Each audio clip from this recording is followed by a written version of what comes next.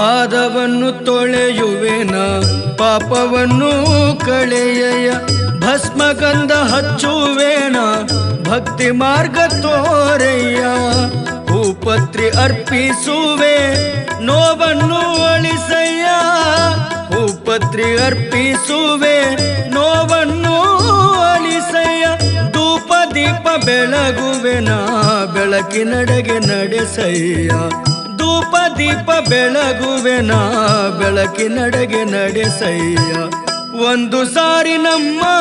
ಮನೆಗೆ ಬನ್ನಿ ಶ್ರೀ ಗುರುವೇ ನಿಮ್ಮ ಪಾದ ಪೂಜೆ ಮಾಡಿ ಧನ್ಯನಾಗುವೆ ನಿಮ್ಮ ಪಾದ ಪೂಜೆ ಮಾಡಿ ಧನ್ಯನಾಗುವೆ